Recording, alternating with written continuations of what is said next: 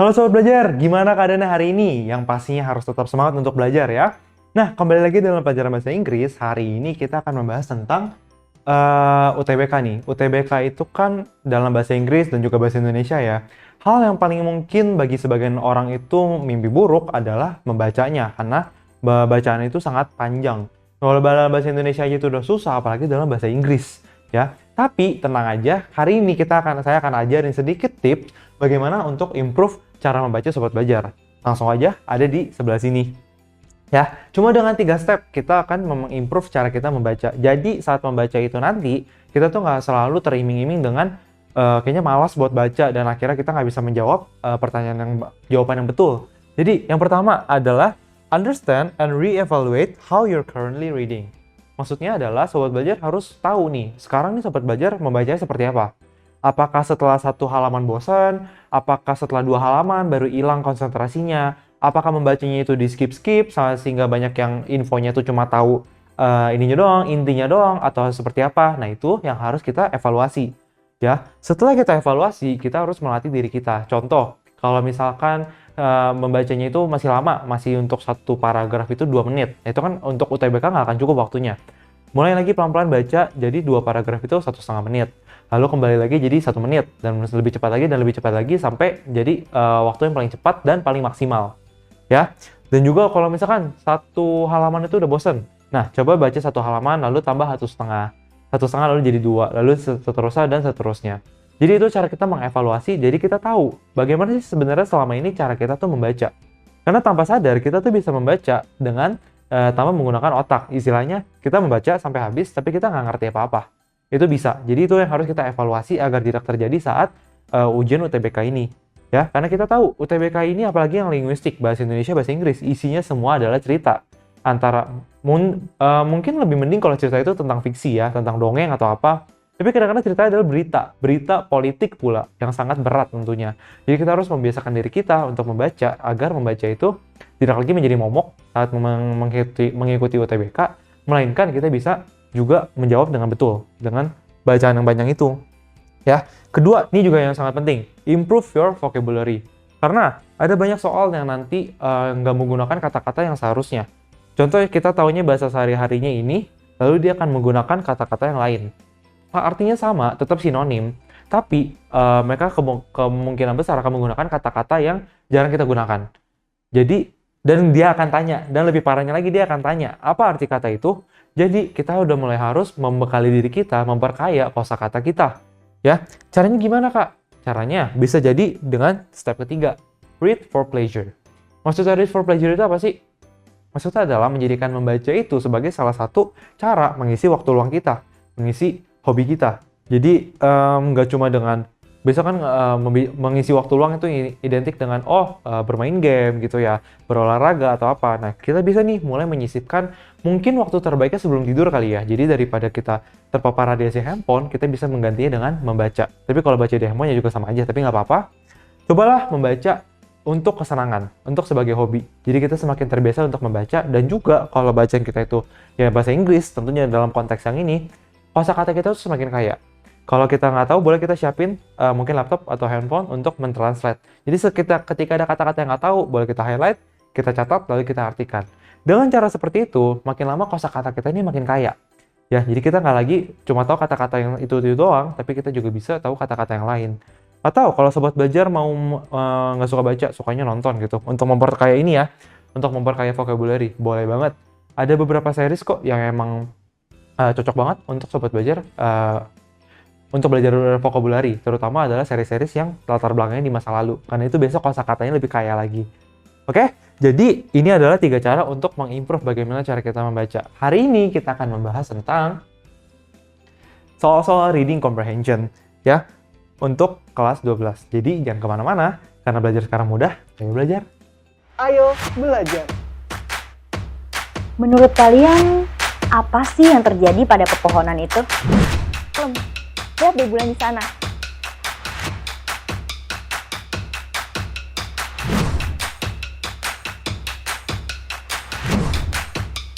Wow. Jangan lupa belajar, karena sekarang belajar itu mudah. Ayo belajar! Oke, langsung kita disuguhkan satu soal yang panjang ya, bahkan ini harus dibagi dua. Tapi nggak apa-apa, kita coba baca pelan-pelan, oke? Supernova are the most powerful and spectacular outbursts known in nature. What is called a Type 2 supernova is due to the collapse of massive star, at least 8 times as massive as the Sun, that has used up its main nuclear fuel and produced a nickel-iron core. When this core can no longer support the pressure of the star's outer layers, it collapses to form a neutron star of immense density. Over 2,500 million tons of neutron star material could be packed into a matchbox. Its temperature is around 100,000 million degrees centigrade. Multitudes of neutrons are produced in the collapsed star, which pass directly through the star into space. And this release of neutrons causes the core to respond with a shock wave that moves outward.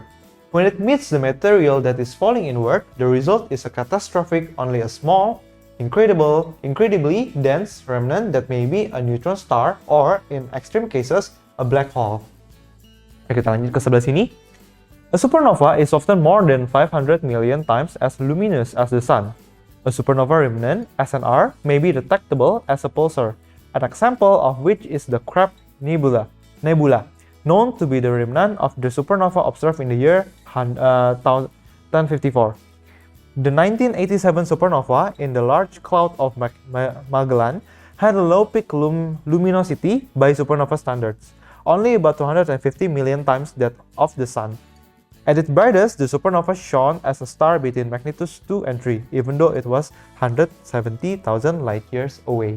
Jadi dia, seperti tadi sudah bilang ya, ada beberapa bacaan yang berat. Nah, ini salah satunya, karena dia tentang ilmiah, tentang supernova. Oke, jadi biasanya, ini adalah soal-soal yang muncul. What is the main topic of the passage? Jadi dari tadi, kita bercerita dua panjang itu, intinya apa sih? Main topiknya apa sih? Yang lagi dibahas tuh apa? A. The formation and power of supernova, the heat of supernova, the role of shock waves in a supernova, the density of a neutron star. Kira-kira yang mana? Apakah dia cuma bilang tadi? Oke, kita hafalin dulu ya. Jadi ini adalah soalnya topik utama. Kita akan cari topik utama. Lalu di sini pilihannya ada ini nih. Apakah dia tentang formasi dan kekuatan tentang supernova? Apa dia cuma tentang panasnya supernova? Apakah ada tentang shockwave yang ada di supernova? Atau tentang neutron star, tentang bintang? Ya, kalau kita lihat di sini, dia menjelaskan memang tentang heat-nya ya. Di sini, kalau nggak salah ini. Ada di sekitar sini. Dia menjelaskan kalau ini tuh lebih panas daripada matahari. Ya, lebih besar daripada matahari dan juga lebih panas. Ya, tapi apakah dia hanya menjelaskan tentang itu? Enggak, dia juga menjelaskan kalau ada type 2-nya lebih besar dari matahari, peranannya apa aja, lalu kalau dia meledak itu menjadinya apa, bisa jadi black hole, ya, bisa jadi neutron star. Jadi yang dibahas itu bukan tentang heat. Jadi yang heat kita coret. Ya. Yang heat kita coret. Role tentang shockwave. Ada juga dibahas, tapi ada juga lebih daripada itu. Ada juga hitnya. Berarti dia bukan topik utamanya. Ya, topik utamanya ini tuh yang bisa dibilang garis besarnya. Secara keseluruhan dia ngomongin apa sih? Apakah density of neutron star? Enggak juga. Jadi yang benar jawabannya adalah yang pertama. Karena dia menjelaskan, kan? Oh, supernova ini terbentuknya begini. Kekuatannya adalah gini. Kalau dia gini, lalu dan seterusnya. Jadi topik utamanya kalau kita bilang ini, itu betul. Jadi begitulah cara kita tahu topik utamanya. Emang semua di sini ada di dalam situ, semuanya ada. Tapi apakah mereka jadi pusat utamanya? Apakah mereka jadi bintangnya? Apakah mereka yang dijelaskan secara detail? Kalau enggak, berarti bukan. Tapi kalau ini, formation dan powernya, jadi dijelaskan secara detail. Tahu dari mana, Kak? Nih. Ya, formationnya ada di sini. Dijelaskan dulu supernova itu apa. Lalu di sini juga adalah ketentuannya, lalu semuanya. Nah, ini ada angka-angka juga banyak untuk mendukung itunya. Ada tadi panasnya, ada tentang shockwave juga ada di sini, ada density-nya juga nih of neutron star. Ya, jadi itu merupakan, kita udah tahu itu merupakan main topic of the passage. Ya. Lalu, according to the passage, which of the following is not true about the 1987 supernova? Oke, ini sedikit tips dari saya yang udah pernah 3 kali ngikutin UTBK, SD, SMP, SMA, SMK, ya. Kalau ada kata-kata ini kita tanda ini. Kenapa? Dari segitu banyaknya kata-kata, angka kan cuma seberapa? Itu menghemat waktu kita. Jadi kita tahu, oh dia lagi mau ngomongin tentang 1987 supernova. Supernova yang terjadi tahun 1987.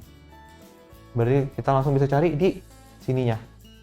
1987 itu ada di mana? Ada di bawah sini, nih. Jadi kita baca ulang.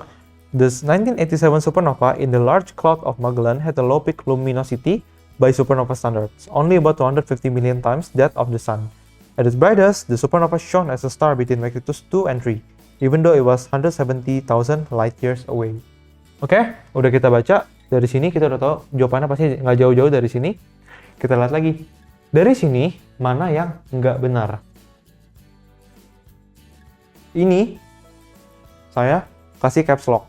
Not true. Biar kita tahu, oh kamu tuh carinya yang nggak benar. Bukan cari yang jawaban yang benar. Ya, tapi kebanyakan atau mungkin sering kali ini dia paling cuma di bold. Di bold kalau kita dapat perinan yang jelek, jadi juga nggak kelihatan. Jadi kita harus baca secara detail. Ya, yang kita cari adalah yang salah, yang tidak betul. Jadi kita lihat, it was situated in the large cloud of Magellan atau jadi Magellan ya. Bener gak? Bener ya? In the large cloud of Magellan atau Magellan. Berarti ini benar. It was 170,000 light years away. Bener gak? Ini ya. It was 170,000 light years away. Berarti benar. The role of shock waves in a supernova, the density of the neuron... salah. It shone as a star between magnitude 3 and 4. It had low peak luminosity. Low peak luminosity. Coba ya. Had a low peak luminosity. Berarti benar. Oke, tadi dia bilang apa? Shone between magnitude 3 and 4. Salah. Magnitude saya itu 2 dan 3, bukan 3 dan 4. Ya, sekali lagi. Magnitudes-nya, dia bersinar itu di 2 dan 3. Magnitude 2 and 3. Not 3 and 4. So, this is false. Karena dia salah, dan kita sedang cari mana yang salah, jadinya benar. Ini jawabannya. Karena ini semua ada di paragraf. Bisa kita baca, sedangkan ini yang salah sendiri. Seperti itu. Oke? Lalu, nah ini juga. The word it in line 8 refers to, maksudnya kata-kata it di paragraf ke-8. Kalimat ke-8, line ke-8. Coba ya, cari. 8. Oke, kalau nggak salah saya udah bold. Udah ada di bold di sini. Nah, biasanya kalau di kertas itu dia udah ada tulisannya di sini. Line 1, line 2, line 3 dan seterusnya. Jadi kita bisa tinggal cari, lalu biasa katanya ada di bold, tapi sepertinya ini ke unbold. Jadi langsung kita lihat dulu aja. Line 8 refers to. Nah, kalau ada word it ini, kita ambil contoh aja ya. Dari, kalau nggak salah di sini ya. Oke, coba kita ambil contoh yang ini aja ya. Sama. When it meets the material that is falling inward, the result is a catastrophic only a small blah blah blah. Nah, it ini artinya apa sih? Untuk tahu artinya it ini apa, kita harus lihat balik ke belakangnya. Ya. Multitudes of neutrons are produced in the collapsed star, which pass directly through the star into space. And this release of neutron causes the core to respond with a shock wave that move outward. When it meets the material, jadi yang it ini apa? Shock wave-nya. Betul?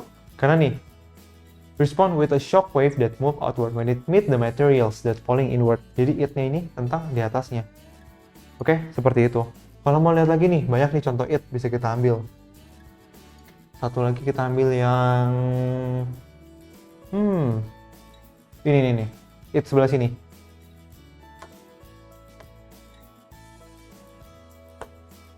Ya, kita baca kalimatnya. When this core can no longer support the pressure of the star's outer layer, it collapses to form a neutron star of immense density. Berarti it ini, jawabannya apa? It ini itu apa? Tuh, saat core-nya ini, saat pusat intinya ini nggak sanggup lagi untuk menahan tekanan itu, dia akan kolaps. Jadi begitu cara kita tahu, ya, karena kita harus lihat atasnya, seperti itu. Oke? Nah, seperti ini. The word detectable in paragraph 2 has the closest meaning to, ini adalah tadi tips kedua, memperkaya vocabulary. Kenapa? Karena soal seperti ini ada.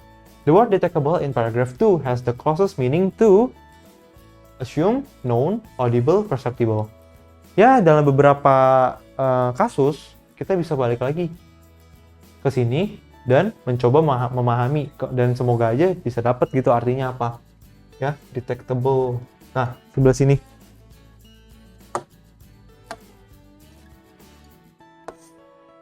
A supernova remnant SNR may be detectable as a pulsar. Detectable, bisa didetect gitu ya, bisa didetect. Bisa didetect berarti kemungkinan besar adalah untuk sinonimnya berarti bisa kelihatan karena dia bisa terdeteksi, ya. Jadi jawabannya dari sini yang paling benar apa? Apakah assume, known, perceptible, atau audible? Ingat ya, ini closest meaning. Berarti bukan berarti, detectable itu sinonimnya adalah ini jawabannya. Bukan ya, tapi closest meaning. Ya. Seperti apa ya, menyentuh dan meraba. Itu kan nggak langsung kayak sinonim, tapi dia closest meaning-nya dari menyentuh yang meraba. Action-nya hampir-hampir mirip, seperti itu, ya. Jadi dari detectable ini, jawabannya yang benar adalah salah. Jawabannya adalah perceptible. Itu merupakan closest meaning dari detectable. Oke. Kalau dari sini nggak ada yang bisa terlalu banyak saya jelaskan, karena Sobat Belajar harus memperkaya vocabulary Sobat Belajar sendiri, karena kan kita nggak tahu apa yang akan keluar. Seperti itu ya. Lalu, the author of the passage is most likely.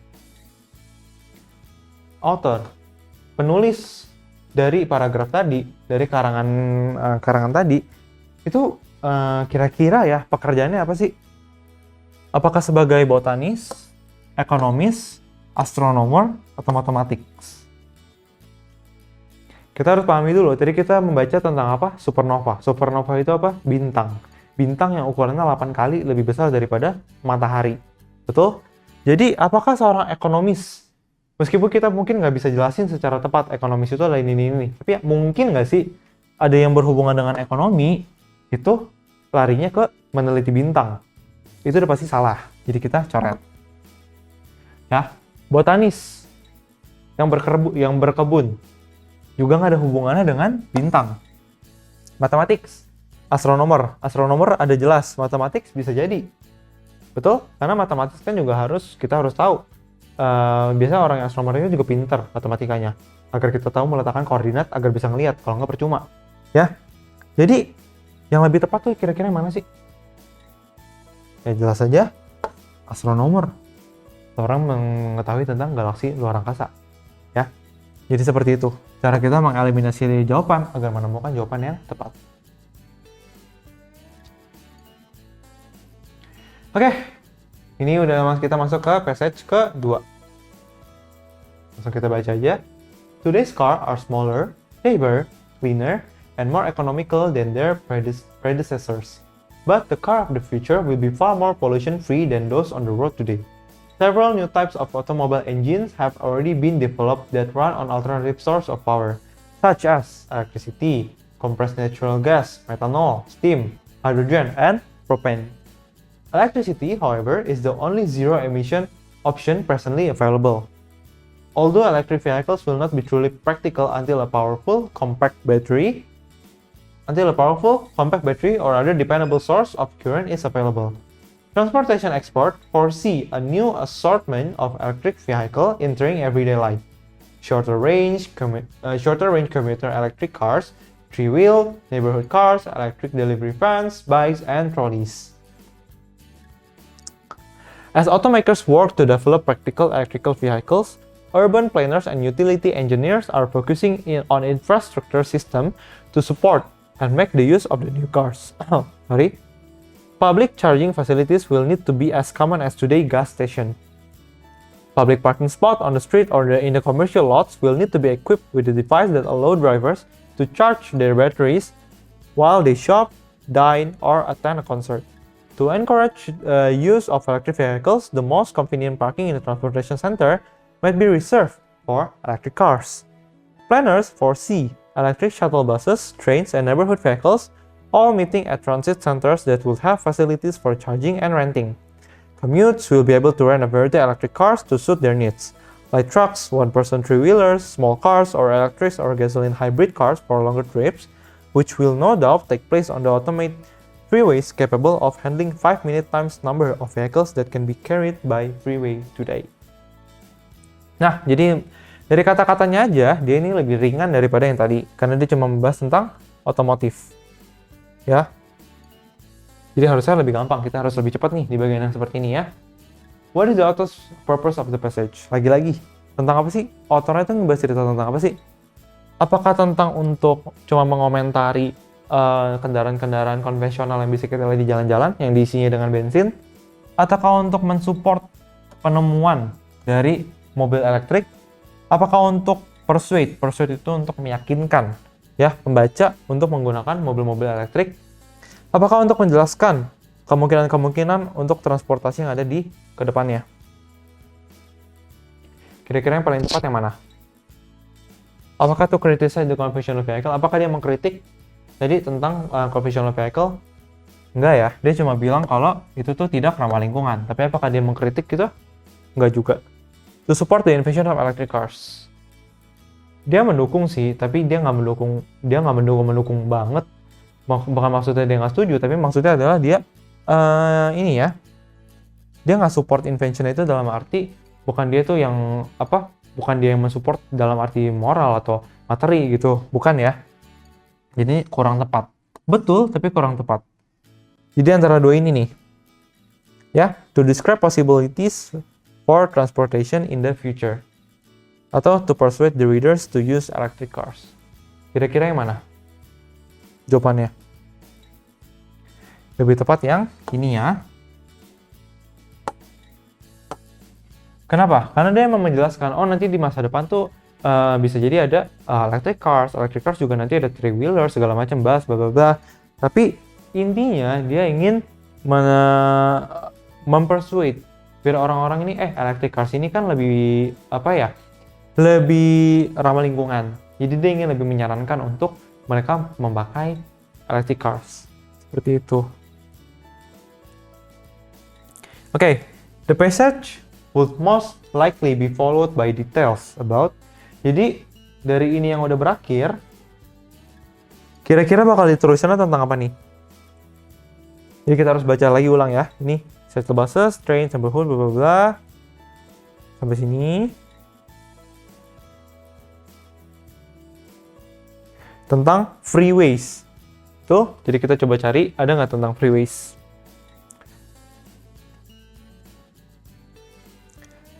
Jadi dilanjutkan dengan everyday life will stay much the same in the future. Udah pasti salah ya, karena kita akan berubah ke yang lebih baik. Menurut yang tadi, single electric vehicle will eventually replace several modes of transportation. Electric vehicle are not practical for the future.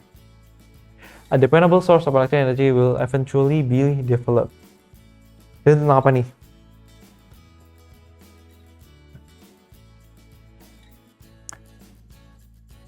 Ini. Commuters will be able to rent a variety of electric cars to suit their needs. Ya, jadi ada beda-beda nih. Ada light trucks, ada one-person three-wheeler, ada small cars, atau electric atau gasoline hybrid cars. Ya, berarti yang lebih tepat adalah yang mana? Kira-kira? Yang ini ya.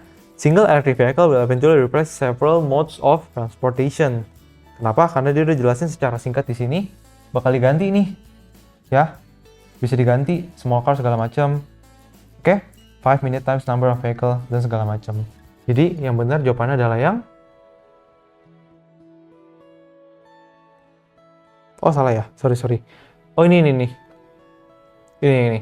Jadi tentang apa? Tentang freeways. Betul? Sorry. Jadi saya salah untuk ininya ya. Dia lagi membahas tentang freeways nih. Ya, freeways-nya nanti capable-nya ini, dan dia cuma baru jelasin singkat di 2 kalimat. Freeways-nya nanti akan seperti ini dan juga akan 5 kali bisa menampung lebih banyak mobil listrik. Jadi seterusnya biasa karena dia udah lagi ngomongin freeway dan ditanya ini, kalau itu tadi habis kira-kira autor ini bakal lanjut ngomongin apa ya?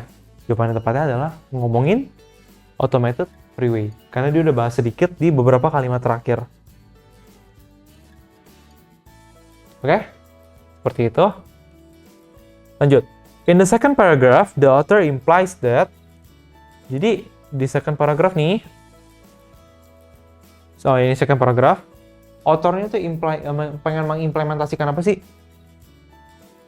Ya, urban planner are effective infrastructure, public charging facilities nih ya, public charging facilities, as today gas station, public parking spot, commercial laws, bla bla bla. Mereka harus, intinya adalah mereka harus bisa bikin kalau ini mobil listrik, jadi tempat ngecasnya itu harus seperti adanya pom bensin sekarang ini. Ya, adanya pom bensin itu kan kita bisa temui sering. Nah, nanti di kedepannya kalau mobil listrik ini semakin banyak, tempat ngecasnya juga harus sebanyak itu. Jadi dia lagi ngomongin tentang ini nih, tentang ngecas. Jadi dependable source of energy. Jadi tentang apa nih? Everyday life will stay the same in the future. Ini juga tetap salah ya. Ini tetap salah. A single electric vehicle will eventually replace several modes of transportation are not practical for the future. Apakah not practical? A dependable source of electric energy will eventually be developed. Jadi ini sisa 3. Kita lihat lagi. Ya. Intinya kan seperti itu. Public in the commercial lot will be need equipped. Jadi dia harus pasang chargerannya itu di mana-mana. Betul? Ya, dibilang udah harus sama seperti gas station, dia juga harus dicaranya di parkiran-parkiran yang nyaman, jadi untuk mendukung orang menggunakan mobil ini, ya. Jadi untuk sekarang mungkin pilihan yang paling benar adalah yang mana kira-kira? Ini kan udah salah. Ini juga sepertinya kurang tepat ya.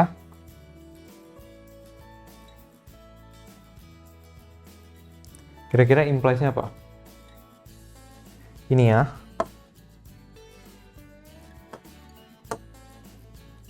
Kenapa belum praktikal? Meskipun mereka lebih baik, tapi kita belum siap untuk menghadapi itu. Ya, kita belum ada tempat-tempat charging mobil yang sebanyak pom bensin. Makanya tadi harus dibilang dibikin dulu. Jadi untuk sekarang itu nggak praktikal untuk future. Nah, jadi seperti itu. Tapi sayang sekali sesi kita udah habis. Ya. Jadi padahal masih ada 1 passage lagi, tapi nggak apa-apa. Kita udah kurang lebih membahas, meskipun kita nggak membahas begitu banyak soal, kita membahas kurang lebih beberapa tips and trick bagaimana cara menjawab soal dengan cepat. Ya, kayak tadi ada tahun 1987 ada angkanya, langsung kita bisa locate di mana dan jawabannya pasti ada di sekitar situ. Ya, jadi mungkin lebih banyak malah berlatih untuk membaca. Ini kan soal-soal seperti ini udah mudah ditemui ya.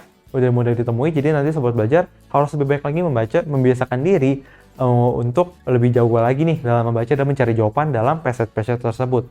Ya, terima kasih untuk sesinya, kita udah sampai di penghujung sesi. Terima kasih untuk perhatiannya dan semoga sukses untuk UTBK-nya.